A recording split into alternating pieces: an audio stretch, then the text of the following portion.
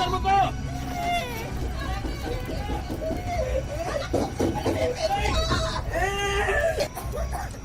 Ay, Eric! Ay, anong nangyayari? Eric! Eric, sinasumpong na naman!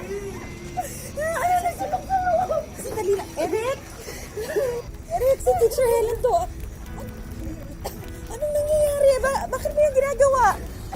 Andito na si Teacher. Bilis! Kunin mo yung parang gising sa baba! Masusunod si Eric! Bilisan mo! Sige na, buksan mo na yung pinto. Baka masunog ka dyan. Oo eh, baka masaktan ka. Ay, teacher na masaktan ka, Eric.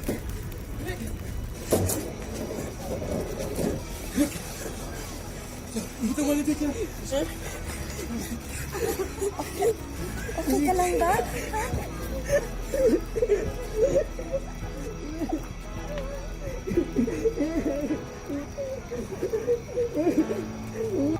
Pasensya ka na. Alam mo naman na ikaw lang ang pinapakinggan ng batang yun. Walang anuman ho yun. Siya nga pala, Nay, ngayon pa lang ho, sasabihan ko na kayo magpapaalam na po ako. Ha? Bakit? Sa susunod ho na linggo, iba na ho magtuturo kay Eric. Lilipat na ho kasi ako sa correctional eh. May pagkakataon ho kasing turuan ko yung mga nare-rehabilitate sa kanilang institusyon. Ha?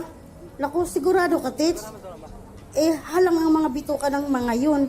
Matututo pa ba ang mga yun? Kung ma-rape ka doon, manakawan, ma-hostage, dito ka na lang. Mas kailangan ka namin dito. Tsaka, kakayanin mo ba yun?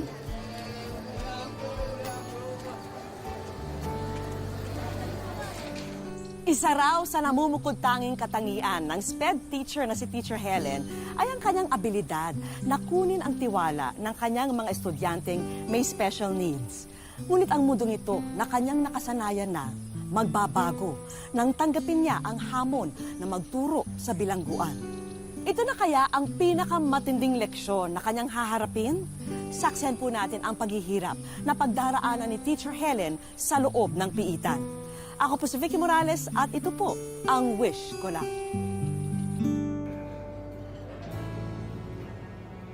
Oh, sino sa inyo ang gustong mag-aral muli? 5 tao na ang napatay ko. Gusto mo isama pa kita? Nandito si Teacher Helen. 3 na ang nag-aasa. Pwede ka pang pang-apat. Ma'am, huwag po kayong mag-alala. Kasama niyo po ako.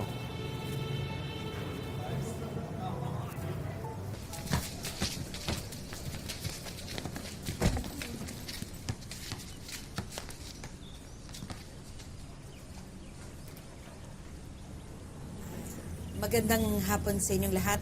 Ako pala yung guru ninyo. Teacher Helen na lang tawag niyo sa akin. Gusto ko sana kasing makilala kayong mas mabuti. Sinong gustong magsimulang magpakilala? Ako nga po pala si Redentor, 46, double murder. 30 taon na ako nakakulong. Ako po pala si Bentong, 37 taong gulang. Nang rape, 5 taon nang nakakulong. Itay na yan! Sabang Baka ako gusto mong... Tama na yan, tama na yan. Ikaw naman, Ma'am, ako nga po pala si Pinyong, alias Mr. Pogi. Paratang nila sa akin, Atsay Killer. Magaling ka sa pangingitnap. sandali. Okay, Sila pare. okay na yan. Okay na rin. Sila. Yung, ikaw naman, yung nasa gitna, dun sa likod na likod, anong pangalan mo? Joy, Iyak ka pa? Hindi pa sabihin ko bakit ka nandito. Problema ka ba, ha? Wala akong problema nga ito, may plema. Sige, balik na tayo ha. Butchoy, may gusto ka pa bang ibang sabihin? Kahit na ano, para lang mas lalo tayong magkakilanlan.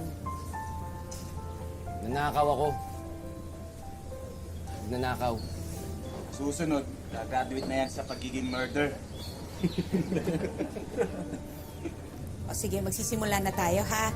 Ano po ba ituturo niyo sa amin? Kahit na anong kailangan nyo para makapagsimula at makapag-umpisa ng tama ulit. tutuloy niyo po ba kami paano makatakas dito? Pwede rin, pre. Siguro, mag-umpisa muna tayo sa arithmetic.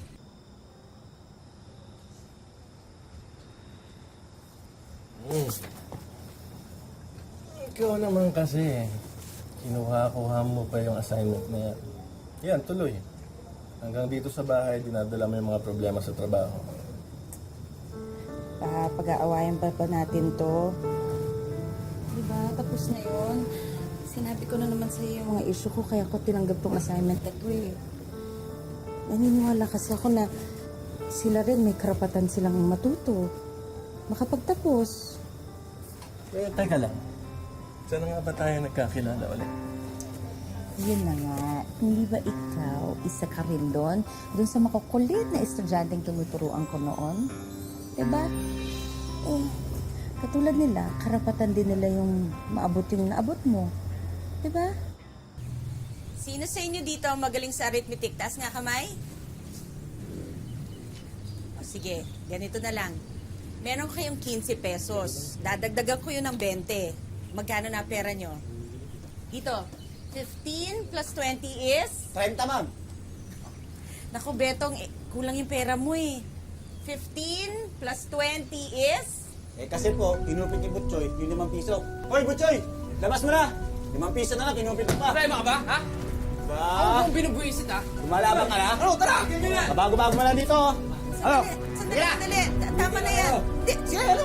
Uy, sandali lang. Tama na yan. Sige na, magsiupo na kayo. Sige, kung hindi muna tayo mag-arithmetic, iba na lang ang pag-aralan natin. Ha? Salamat. Yes, ulitin ha. Ang tulungan ko na kayo.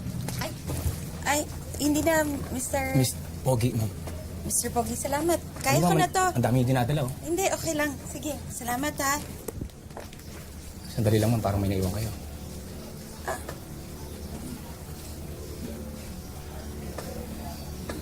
Ang alam niyo, kahit matanda na kayo, may asim pa rin kayo. Parang ang sarap niyong pakinggan.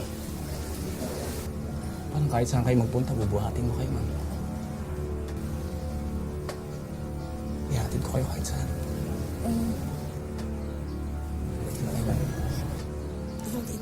Hoy! Ang ginagawa mo, ha? Ang ginagawa mo? Pusto ka sa sildo mo! Pusto ka! Okay lang, ma'am. Pasensya na po. Ako na pong bahala doon.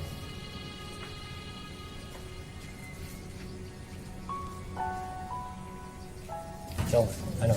Ano na plano? Baka naman oras ka na kayo, DJ. Olats? Ay, ma'am. Nakita yung tingin sa akin ni ma'am. Napakalagkit. Panalong-panalo. Olats. Isa pa may plano ba akong di natuloy? Paulugin ko lang ang loob niya, ma'am. Huwag na loob niya sa akin. Hindi tayo atake. Kosa, tatlo kami mamaya.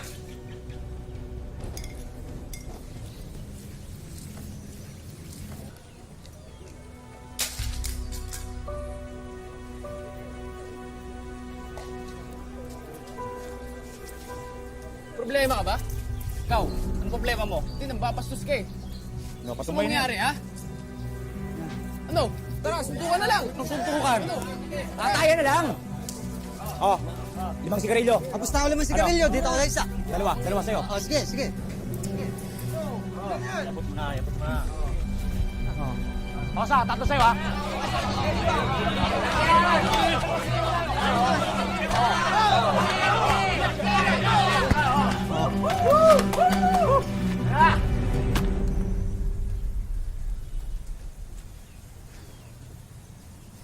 Ayan, pwede na tayo magsimula. Binasa niyo ba yung binigay ko sa inyo kahapon?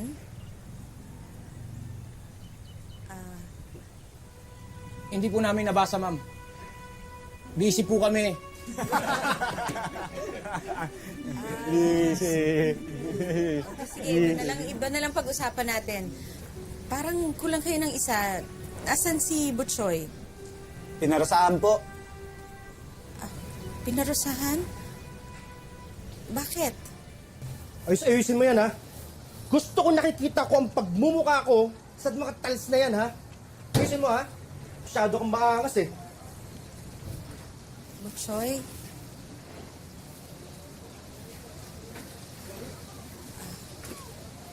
Butchoy, pwede ba tayo mag-usap? Gusto ko lang kasing malaman bakit ka napasama sa gulo eh. Galit nila ako eh. Gagawin ko. Alam mo namang hindi solusyon ng away, di ba? Hindi away. Gusto kong gawin ko. Kaya ako, napatay nila ako. Palilain ako. Hindi mangyayari yun. Kakamatayan muna kami dito. Alam mo, kung ganyan yung pag-iisip mo, mas lalo ka magtatagal dito. Baka kasi hindi mo napapansin. Alam mo, nakikita kong may pag-asa ka naman eh. Pag-asa. Buksan mo yung mata mo eh. Tumingin ka sa paligid mo.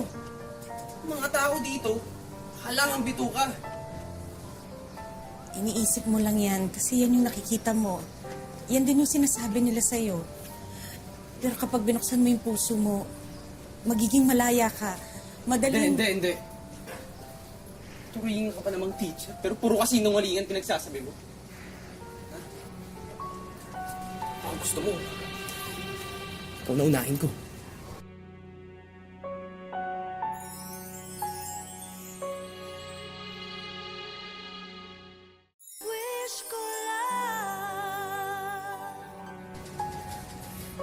Pinakayo ko sa lahat yung makulit eh. Butchoy, hindi lahat nadadaan sa dahas. Dito, lahat nagtatapos sa dahas. Ha? Butchoy, akin na yan. Huwag mong hayaang galit ang magpairal sa'yo. Hindi galit. Ha? Ano ba kung ano nangyayari sa akin?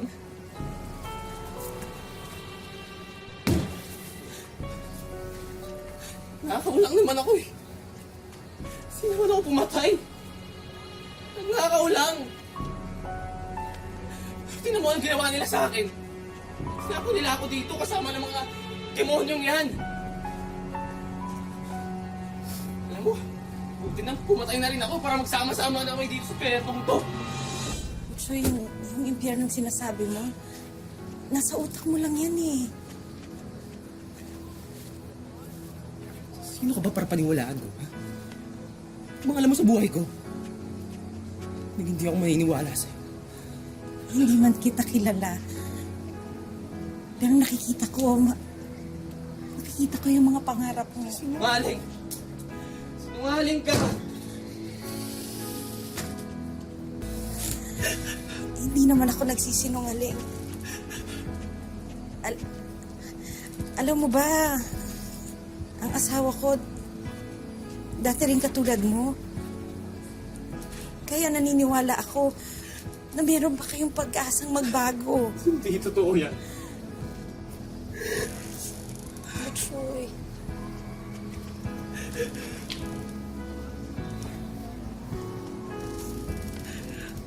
Ayoko nang maniwala sa inyong lahat. Alam nyo, isa lang naman tingin nyo sa akin eh. Walang kwentang tao. Walang pangarap. Ang gagawing mabuti. Tama na, pagod na ako. Hindi naman totoo yun eh. Ikaw ba yun? Yun ba tingin mo sa sarili mo? Hindi ko Walang alam. kwentang tao. Di ko alam.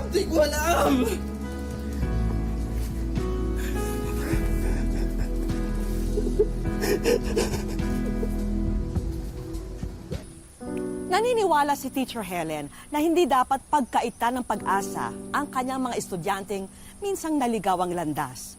At isa na rito ang bagitong si Butchoy, na bagamat puno ng galit at puot ang puso, pilit pa rin siyang ginagabayan ni Teacher Helen upang muling mahanap niya ang tamang daan. Pangalawang klase natin gagawin yung pagpaplano na. Chong, sigurado ka ba makakatakas tayo sa balak mo? Nagawa na nga yun, di ba? Di ba nakatakas naman sila? Sa manlima ko. Pero napatay sila, di ba? Hindi ba naman mga tanga? Foreigner yung stake nila. Kaya dadali natin yung picture na to. Hindi na tayo. Balitaan ko bukas magkakaroon ng kulit sa kabilang dulo. Yung dalawang pangkat. Sa yung dalawang klase natin gagawin yung pagpupulong natin. Ate, tingin mo. Problema ka?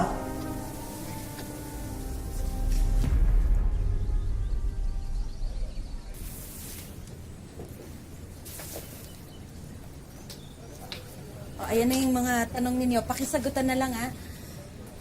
Mayor, ay, pwede ho ba akong mag-CR lang? Kanina pa ho kasi ako ihi-ihi eh. Sige, walang problema. Ako na ba? Salamat po. Ayun.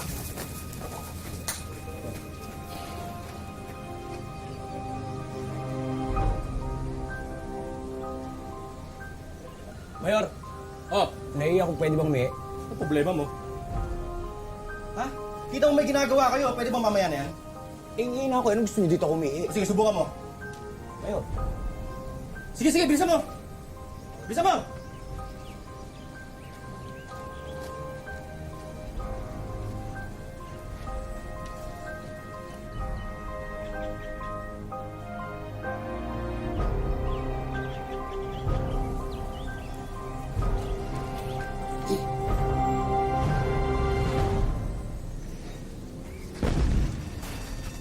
Ano yun?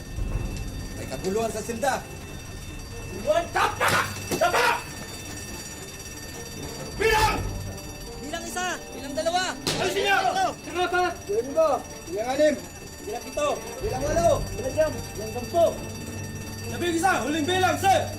Mayor! Oh! Kulang na isa! Sino namamala? Sino namamala sa inyo? Ewan, malay namin sa'yo. Ikaw naman ang bantay dyan eh. Ano? Bastos ka! Wala kang respect! Ang bastos sa ito eh!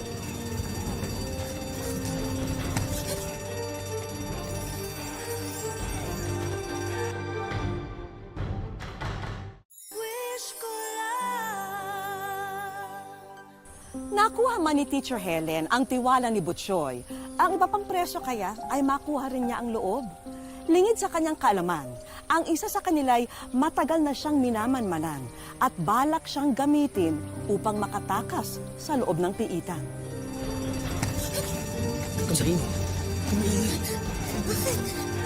Sandali, saan mo ako dadalhin? Akala ko ba? Huwag ka maingat. Manig mo pala plano namin. Bigay mo sa akin si Ma'am.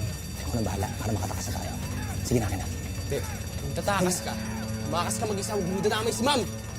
Hindi mo rin, no? Eh, hindi ka pa nga tuloy. Pabalik-balik na ako rito. Kaya bigay mo sa akin si Ma'am. Akin na! Buwa mo. Matapang ka rin, no? Kumisanti ka rin pala. Alam mo, Butchoy, parang ako rin ikaw.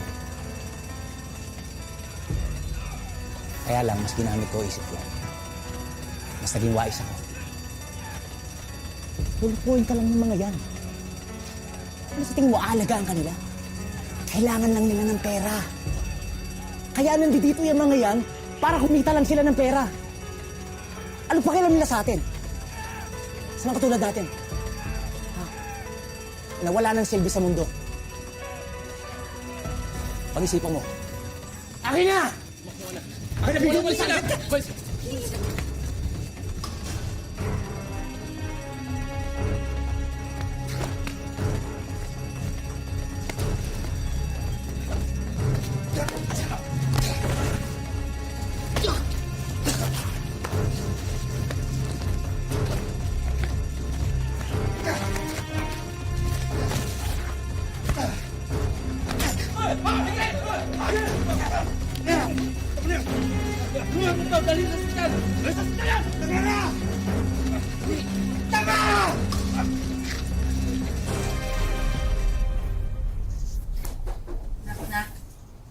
Ay, ma'am, kayo po pala. Pasok po.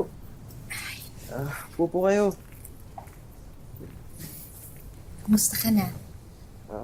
Ito, butas-butas pa rin po. magpagaling ka kaagad, ha? Alagaan mo yung sarili mo. Oo naman, ma'am. Ano naman pong sumusunod naman po ako sa inyo eh. Salamat pala sa pagligtas mo sa akin, ha? Wala po yun. Ako nga po dapat magpasalamat sa inyo. Binago niyo po ang buhay ko. Anong plano mo pagkalabas mo dito? Siguro hindi ko na lang po ulitin yung mga maling nagawa ko dati. Ngayong natuto na rin po ako. Alam mo, dahil dyan meron akong sorpresa para sa'yo. Sorpresa po? Alam ko kasi, hindi ka naka-attend ng graduation mo. Kaya ito diploma mo.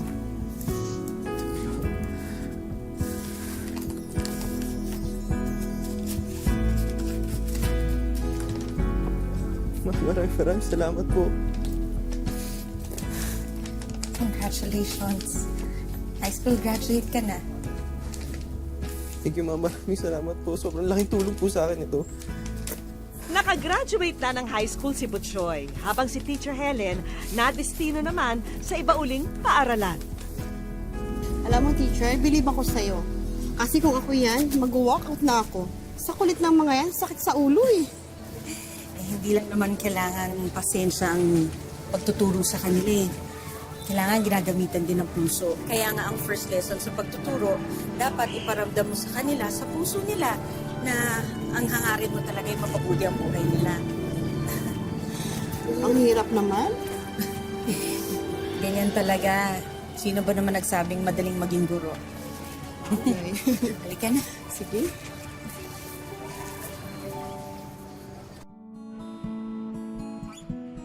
Mula nang matapos ang programang edukasyon para sa mga preso noong 2012, nanatili rito sa Cotabato City si Teacher Helen. At sa mataas na paaralan naman na ito, sa RH10 matatagpuan ang ating bida na pinagpapatuloy ang kanyang bukasyon. Graduate si Car Chris at saka si Hannah sa grade 12. Bago pa man maging guro sa piitan, dati ng teacher ng Special Education o SPED si Teacher Helen. So ang ginawa ko, hinanap ko yung Center for the Handicapped because we have only one center in the entire Region 12. So ang ginawa ko, naging itinerant teacher ako doon sa kanila. So itong mga bata na iba, maliliit pa yan sila. Because it's the only center, doon sila naka-learn ng sign language. Higit pa raw sa pakiramdam ng pagiging guro ang nakukuha ni Teacher Helen tuwing natututo sa kanya ang mga batang may special needs o mga estudyanteng may mga disability at autism. Iba na yung feeling. Yung para bang sobrang saya.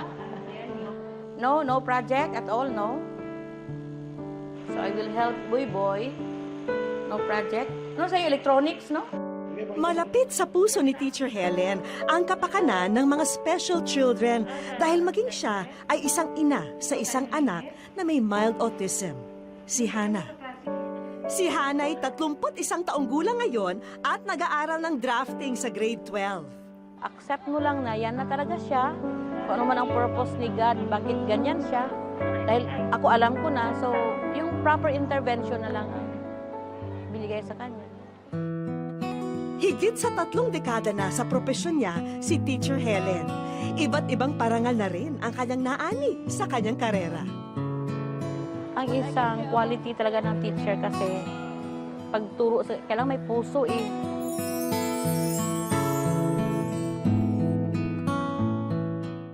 Wish ko lang.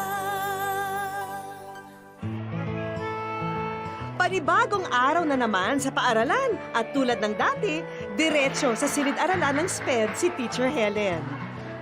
Na-prepare na sila. O ma'am, kayo naman ang mag-follow ng instruction sa Pisara, ha?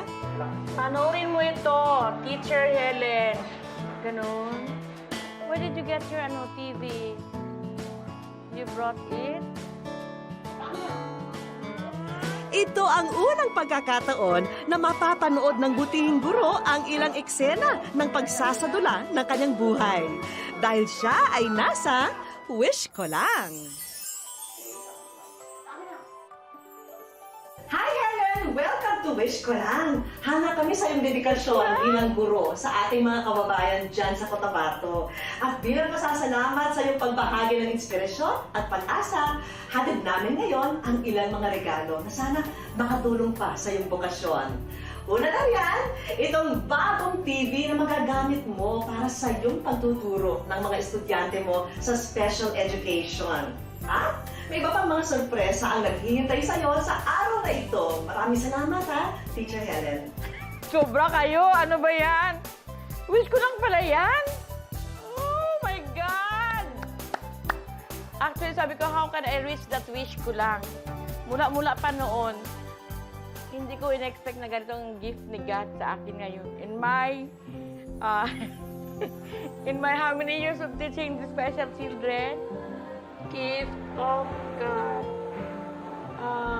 Wish ko lang. Thank you very much.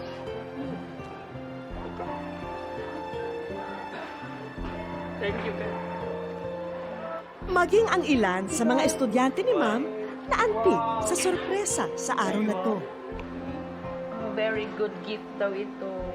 Very good gift. Okay. GMA is only an instrument. Huh? Parang instrument for giving us this. Because all these things come from God. Sunod lang kay Teacher Helen dahil aapaw pa ang sorpresa sa likod ng pintong ito. Magluto-luto Magluto tayo! Very good! Oh my God. Dahil ready na ang school supplies para sa mga mag-aaral ng SPED. Lahat ng ito ay para po sa inyo. At para kay Teacher Helen naman, ang mga bagong gamit pangluto na isa raw sa mga hobby niya. Wow, may electric fan. Very timely. Very hot outside. Wala kaming electric fan. Kaya outside very hot. Diba, no? Very good. Thank you very much.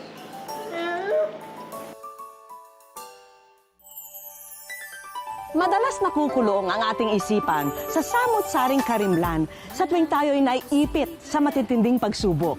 Pero pinatunayan ni Teacher Helen na ang kaalaman at karunungan ay maaring maging susi para maging malaya at maging daan sa pagbabago. Hanggang sa susunod na Sabado mga kapuso, ako po si Vicky Morales at ito po ang Wish Ko Lang.